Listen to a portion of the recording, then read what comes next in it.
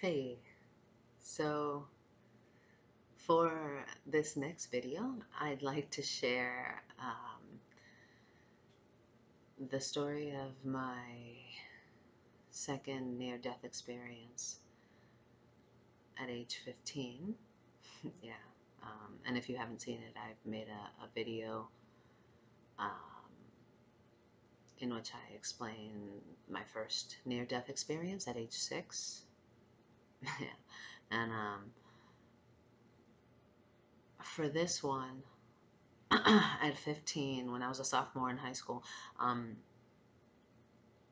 it's a rather unique one because it was a result of my attempt to commit suicide. I'm I'm told that that's really really rare. It's unusual to have your physical heart stop and be DOA, dead on arrival, at a hospital and be resuscitated after trying to kill yourself. So,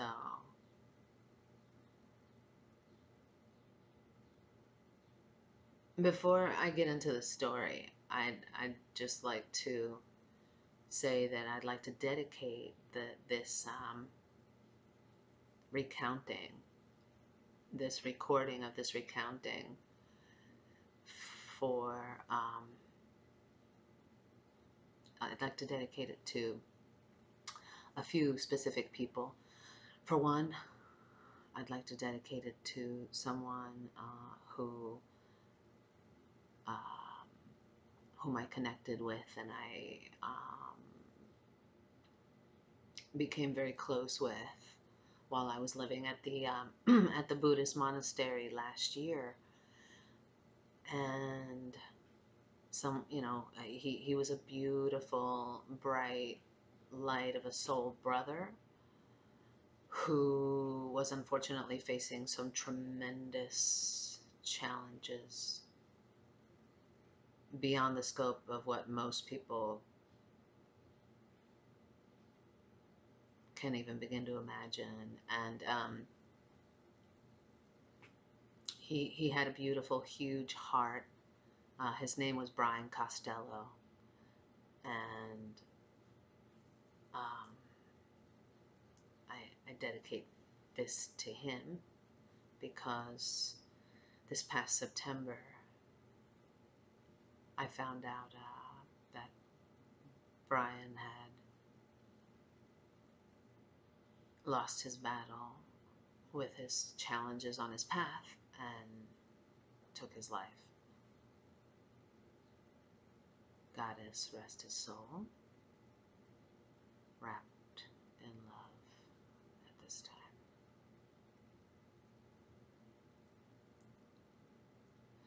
And I'd also like to dedicate it to a dear, close sister and friend from going back to high school, and her husband, both who are like very dear friends of mine, whom just this past Easter, a week before Easter, lost their their their daughter at the very tender age of 14, also to suicide.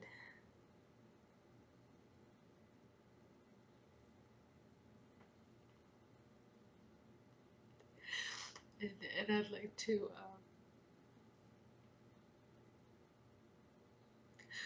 I'd like to dedicate it to all of those who on their path have felt so crushingly alone, or so disdained or cast aside or um, dismissed or deeply lonely, or just so steeped in suffering that they can't, for one reason or another,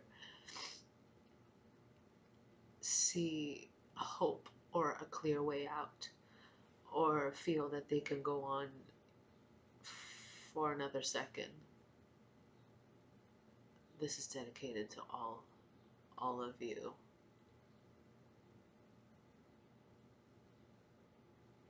Whether you've lost the battle and you're on the other side, or you are still brothers and sisters here fighting to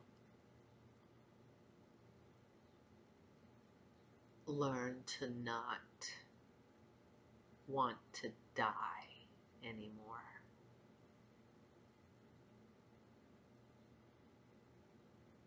Yeah. Yes.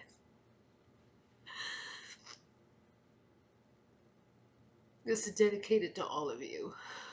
Yes. So let's get to it, shall we? First, again, like I said, this is not only a promise to Goddess, God, that I would share this, whether it be through my writing or through doing this video that I'm doing here, or um, any other way, assortment of ways that people share their experiences with others. That I also want to, thank and and mention the fact that part of my recently, developed and discovered support network happens to be a pair of beautiful, amazing soul sisters, ladies who are doing some incredible work, and I'll just go ahead and name them by name. Dr. Betty Kovacs and Kimberly Saavedra, who head up the CAMLAC Institute, which is an organization that is doing some phenomenal work in terms of research into evidence of the afterlife, and many other things. They're just doing some incredible work, and I'll be sure to include information about it in the post, in the comments, or whatever, Um, uh, but anyhow, oh, and you can find, I'm actually connected with these amazing, wonderful women doing this great work because I'm part of their Visionary Explorers group. Yeah, Visionary Explorers. If you want to find out more, it's a group that gathers once a month, to delve into and discuss some of the evidence and some of the topics that are at the forefront of this kind of work. It's phenomenal. So, and if you yourself are an intuitive or psychic medium, as I am, it's just another wonderful way to connect and deepen your own um, well of knowledge and tool belt. So it's great. It's phenomenal. But anyway, yeah, you can find the CAMLAC Center, CAMLAC Institute, and their work, and in connection with who is it? The Forever Family Foundation. If you look, you can also Google and find their work through Forever Family Foundation, which is well, I mean, it's one of the I'm connected to them too. It's one of the largest organizations that certifies um, intuitives and psychics and mediums and that sort of thing as well. So yeah, but I'll include all that information in the comments too. Okay, so let me just take a quick deep breath, and I'll get into the story. Yes, yes. Thank you.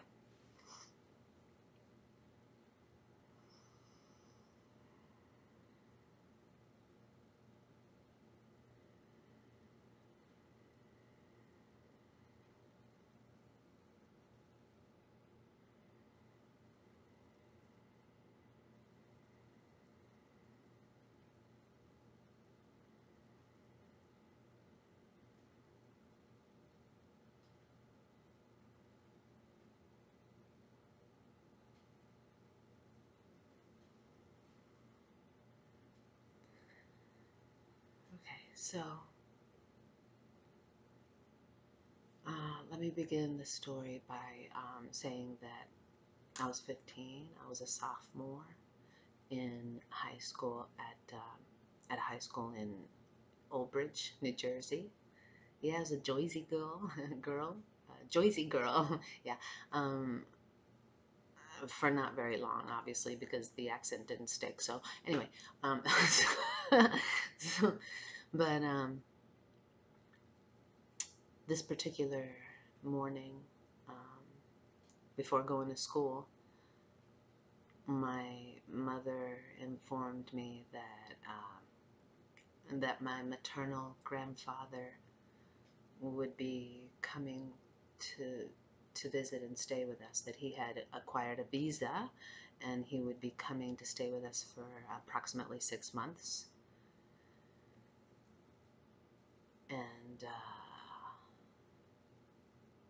And that she and my stepfather were doing this so that there would be someone there to babysit me and my two little brothers. And see, okay, so now I left for school. It was like I was thrown into another dimension. I was in a different state of consciousness after that. The rest of the day is largely a blur because what you need to know here is that my maternal grandfather, if you haven't been following my writings, my posts on my Facebook stuff, because I have written quite a bit about it already by now, and I've tagged it all. I'll include the tag in this too. The hashtag Chronicles by Confessions is an easy way to find all the vignettes and stories and confessions of a mystic, of this mystic. But um, so going back to our story, my maternal grandfather,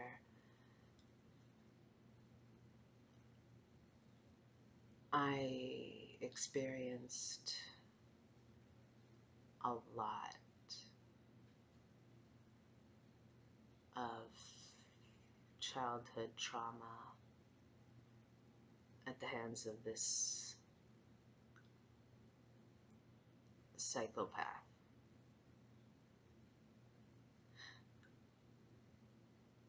There's no other way to say it. Because please, I mean, please, before you go judging a book by its cover, I can say things. I can say he was a psychopath because he was a psychopath, but that doesn't mean I haven't done a ton of work to forgive. Yes, forgive.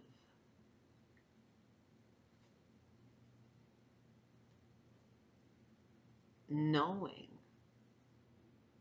that his soul must have taken on this. I mean, I'm grateful for the just unbelievable, tremendous amount of karma that his soul had to have taken on in order for me to have these experiences on this path in this lifetime that I would be provided with the fire and the brimstone to be presented with the opportunities to rise to each and every single challenge. I do not take any of that for granted. I'm very grateful for all of it. But going back to our story, seeing he was extremely abusive with me. When I was 4 years old, for example, he had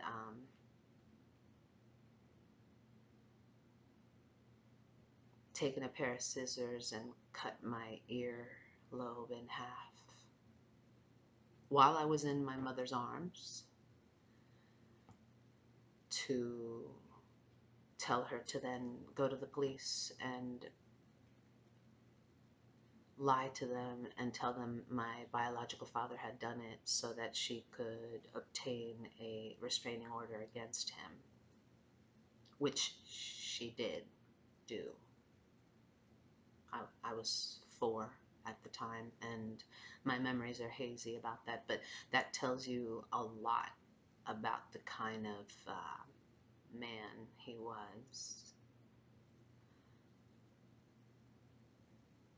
And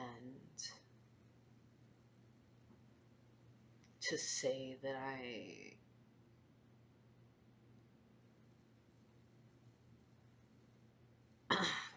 suffered is, being his granddaughter.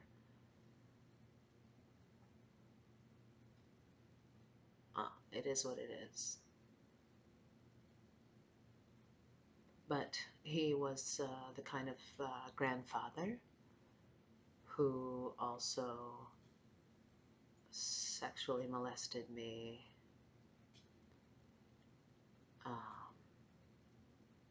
at the ages of 11 and 12. And he would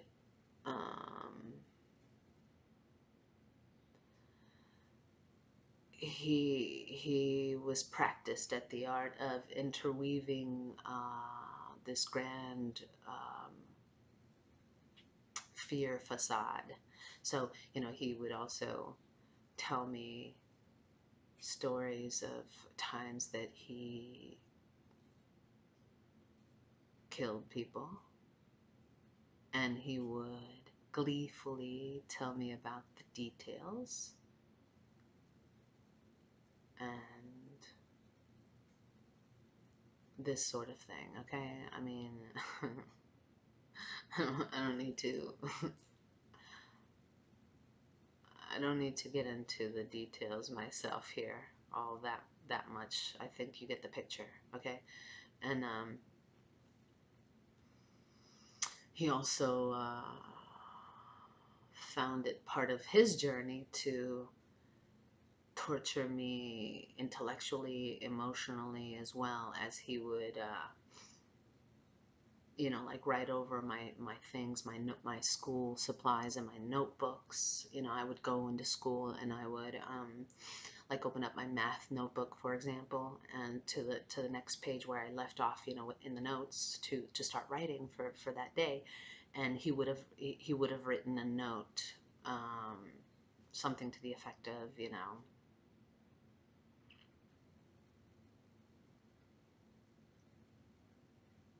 I don't need to go into what it was. It was just calling me names and calling me filthy, dirty whore. Many different notes about how dirty I was at the age of 11 and 12. So at that age of 12, I because he had visited from Spain and then gone back to Spain, and in between, while he was in Spain, one of those times, because yes, the the sexual, verbal abuse, the terroristic threats to my life while I slept.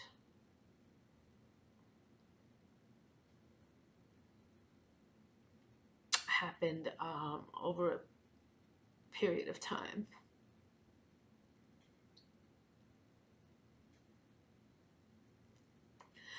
And anyway, when I was 12, I decided I was going to fucking warrior up, and I was going to be ready for him next time he came and all this other shit, you know. And so when he came to visit and stay with us, he, sure enough, you know, made his moves. And I proceeded to threaten him and tell him that if he didn't stop what he was doing, that I would tell everyone, that I would inform all the adults in the family of what he had been doing. And so he, at that point,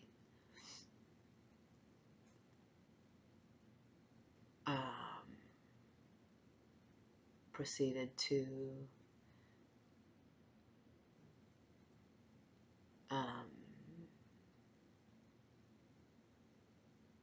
put a knife to my throat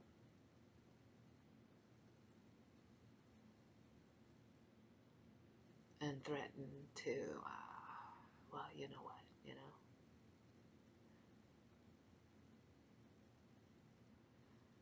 And so, I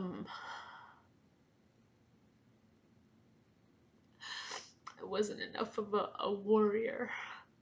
That's how I felt.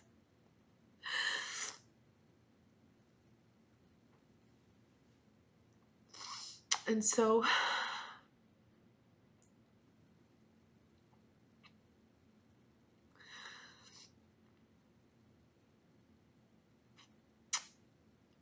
he went back to Spain, and a few years went by until I was 15. And on this day, my mother, you know, informed me that he would be coming back to visit and stay with us for 6 months.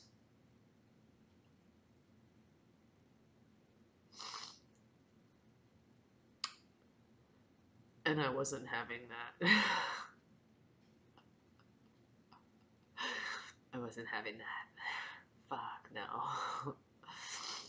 So I went to school, and like I said, that day was pretty much a blur. And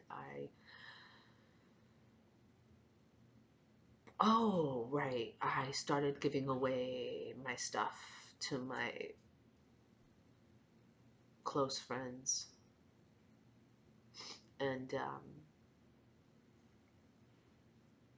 I came home that day, and I went straight to my mother's bedroom, where she kept this brown leather medicine bag. It was kind of like a travel bag, and it was medium-ish. It wasn't real small, but it wasn't a huge one either. You know, anyway, about that large, and it was full of all sorts of prescription goodies that she had formed attachments to, and addictions, and socially acceptable addictions. Yeah. You know, I actually, tell you the truth, I couldn't stand, because of that, because I had grown up in that dysfunctional environment, and seeing her go through her challenges with that, I had decided that, you know, I couldn't stand drugs, medication, any of that, you know. So, but that day, I wanted to make a point, and I wanted to get the fuck out. I wanted to check out ASAP, as quickly as possible. I was done. I was done. I was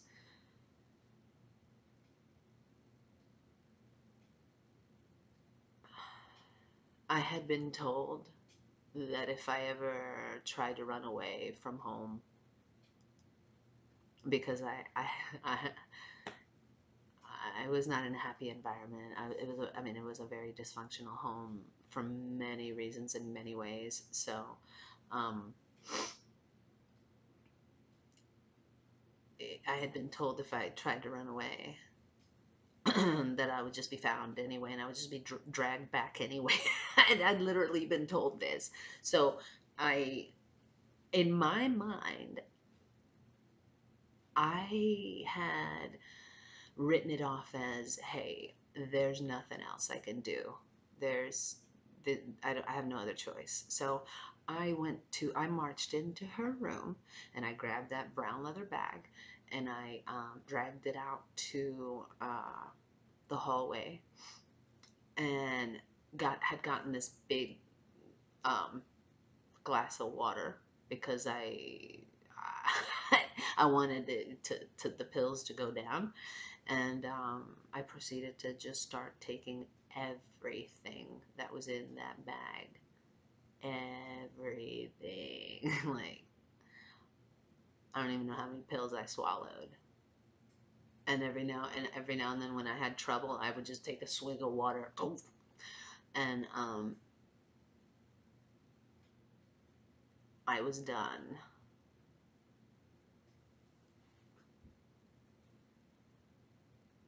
I was determined that I was fine. I was good with it. I was like, time to out. And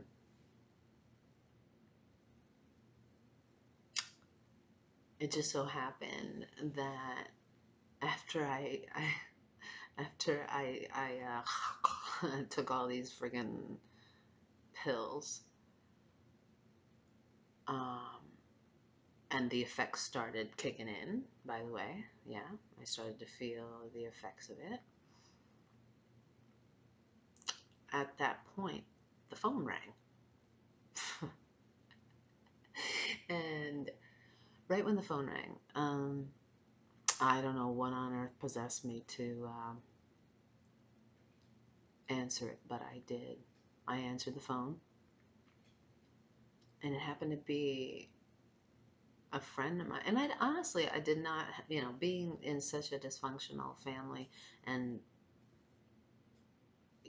tending to keep things within, inward, because I didn't want people to find out how fucked up my family was, how fucked up my situation was. Um, I didn't have that many friends at all. I was a little bit of an outcast in high school for many reasons. Also because I still had a bit of an accent when I spoke and other things. But yeah, because I came from Spain at 11. Um, but anyway, so um, what was I saying? Yeah, so I answered the phone and it was my friend Mona. And I don't really remember the conversation much. And yeah, who knows, whatever. But I can tell you that, well, first of all, I'm really glad I answered the phone. Okay, even though I don't even know why I did, but I'm glad, very glad I did, because Mona could, in fact, tell something was really wrong, and I don't know exactly how or what happened after that, but I know that the effects really started kicking in of all the large amount of drugs I had, the pills I had taken. Um, and I was feeling like it was hard to even walk at that point, but I meandered and I remember like waddling and making my way to the couch where I just plopped and let my body just fall onto it. And I remember at some point feeling feeling like I was coming out of my body.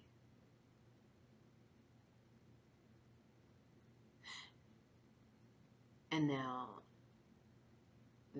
in this experience differs from the first one when I was 6, because in this particular time when I was lifting up out of my body that was laying on the couch, it was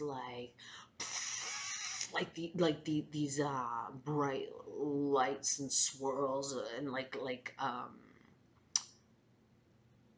I was coming out, but I was light, and I was primarily, this is why, well, now I'm in a very different place, okay, in my path, in my awakening, in my recollections, and my understanding, my consciousness, my awareness has expanded to a very different place at this point. But back then, I was in a very different place, and I didn't quite understand what I was seeing, but I was seeing that I was made of light as I was lifting up out of my physical body, and it was primarily purples. There were different like shades and swirls of purples, of these vivacious purples. There were It's hard to explain. There were other colors interwoven, all kinds, all sorts of colors. But overall, it's kind of like one of those paintings. You stand back, you see the whole picture, and it was all swirls of purple. Um, and I lifted up, and the bright, flashy, light purple light. And then I sort of drifted away from the body, and I was looking, I was watching it. I was looking at it, and so this is the second clear OBE, out of body recollection, that I have, because I clearly, but this time, the first time I was following along as my mother was rushing me in the car to the hospital, um, and I was watching from above. In this particular experience, I was watching from the side. I had lifted up out of my body that was laying on the couch, and then I had floated off to the side, and it was like watching a play. I have a background in theater, so I can relate it to like watching a stage, right in front of you, or a movie or something along those lines. But I was watching from the side, and um, it was not too long. I mean, again, time is a very different experience. You experience time. Well, one of the things is that I was shown that you experience time. It depends on the dimensional level too, but the the levels just immediately on the other side of the veil, so to speak, closer to this dimension, um, time is experienced more closely the way it is experienced here in this dimension. However, it is still more largely left up to your will. Like, your will collaborates in the unfoldment of time much more in the higher dimensions, and um, it happens as your comfort level allows. Like, they allow it to happen, or goddess allows it to have, universal consciousness, source, whatever you want to call it, allows it to go on and unfold at a rate at which you're comfortable, much more on the other side, if that makes sense. Okay, so anyhow, so Mona's dad showed up, and I was watching from the side. I could see the couch over here, my body on it, and a few feet this way, several feet that way, there was the door. And this was not a big, huge home or a boat or anything like that. This was a small apartment in Pine Tree Apartments in Old Bridge, New Jersey, off of Route 18. And anyhow, I'm sitting there watching, and a few feet to the left is the front door, and I see all of a sudden like someone's like pounding on it, pounding, and I could hear the pounding on the door, but it was as if I was hearing it like underwater, like muffled and warbled, um, but I could hear it, and I could still see the light bouncing off of the objects and the things like the door, and as the door was being banged on, I could actually literally see the light coming off of it like in slow motion. Is the best way to explain it. And anyhow, he ended up breaking the door down. I actually I fucking actually watched the whole thing. I watched him break the door down, and he came around because there was like I was laying on this one couch, but it was an L shaped, and he ran around this way around this couch, the one couch, and made a beeline to my body, and picked my body up, and and turned around and came back around the couch to the out the front door, and I like I observed the whole occurrence. I watched it all transpire, all just happen, and include, like it was just. This is hard because it also emotionally kind of throws me back to that state of being, a state of consciousness. Um, anyway, so I saw him disappear with my body, and at that point, I did not follow him to the hospital. He took me to Raritan Center, which was not that far from the apartments. But yeah, basically, uh, I didn't follow. And once again, much like the same as the way I explained it with my first near-death experience at age 6, I did not, like I've heard other people talk about their near-death experiences in ways in which they explain that they saw these things like a tunnel, or the proverbial light at the end of a tunnel, or the you know or their loved ones all waiting for them, or something like that. I don't know. I didn't have any of that experience. It was a similar situation in which I was grabbed and pulled away from that scene. The same kind of thing. I know. I know. Anyway, but I was pulled away from it. And this time, unlike during my first experience, in which I had this whole sequence, like this whole uh, set of things that happened where I melted into the all, the allness. Unlike that, didn't happen this time. That this time I was just, it was like I was just held by whatever, whatever pulled me, which, once again, goddess, God. And again, I had this divine conversation, that, okay, it was not.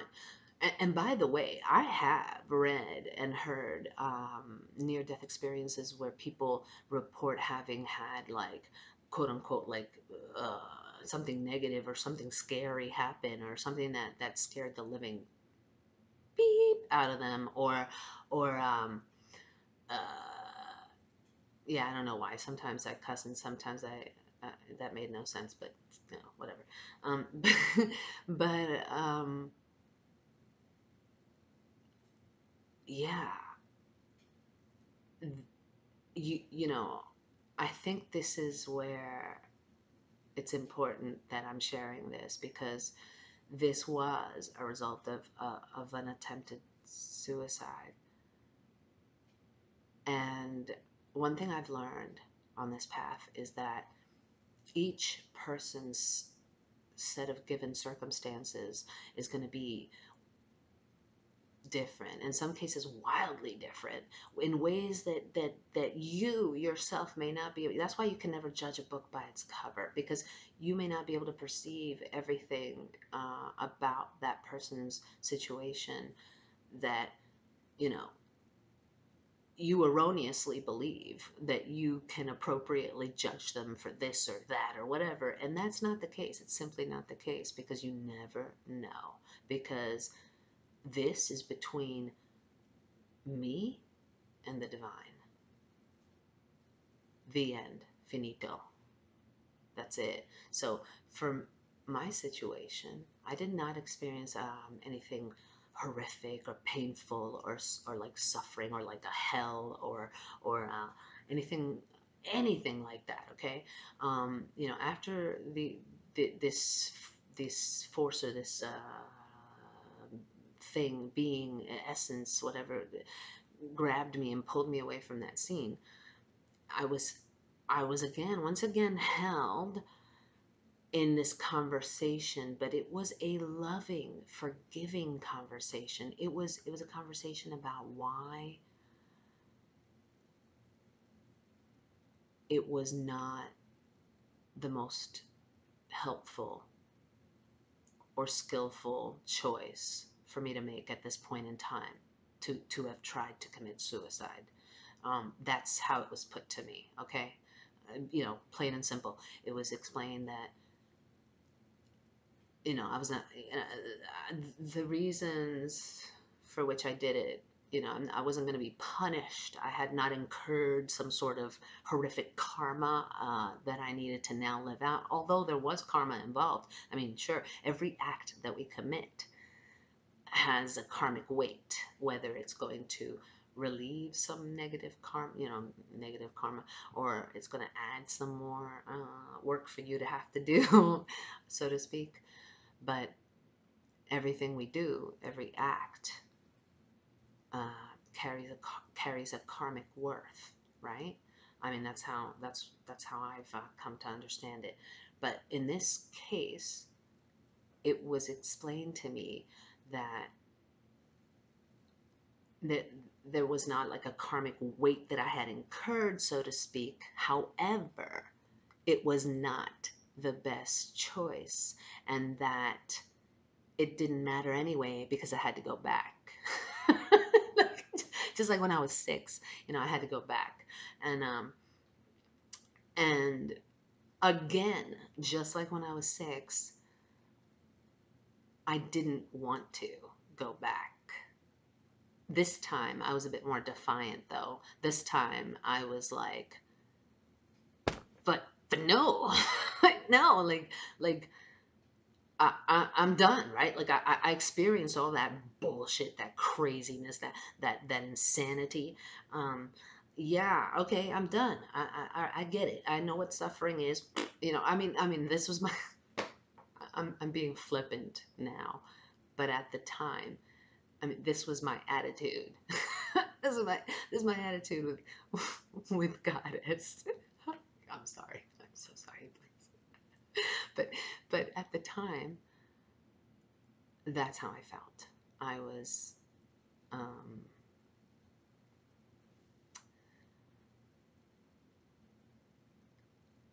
I was thinking I was calling the shots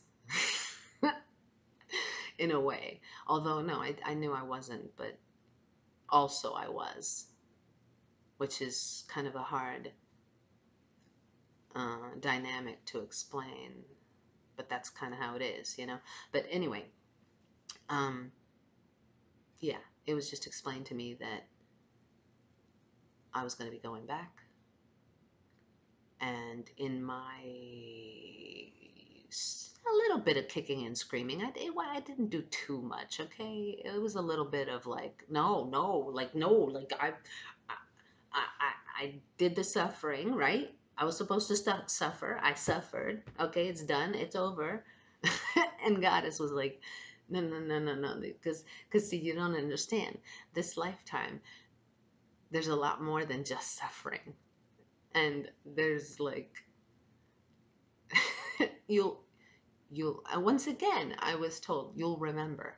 You'll remember why. You'll know why.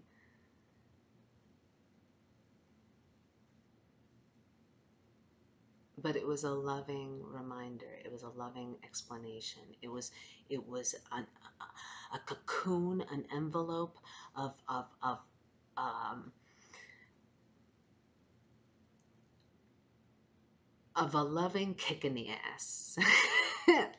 and and again, as I was being brought back and put back into my physical vessel, my physical body, I just remember um,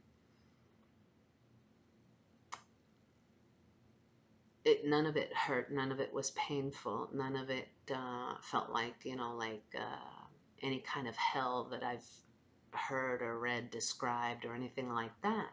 So I think it matters. I think it matters that I do get this story out, because it may challenge what you think of the afterlife, or what you think may or may not happen in the afterlife, or what may happen if you try to commit suicide. Not that I want to say, hey, okay, see, it's no big deal, commit suicide. No, no, no. On the contrary, because it was made very clear to me that if I just quit at that point, that I would really, truly regret it. That whatever it was that I came to do, that whatever it was that I came to experience or see or be or feel, or whatever it is, or whatever my mission was, that it was not complete, that it was not a good choice for me to try to end it at that point, that I would just have to, do do it all over again anyway. And so,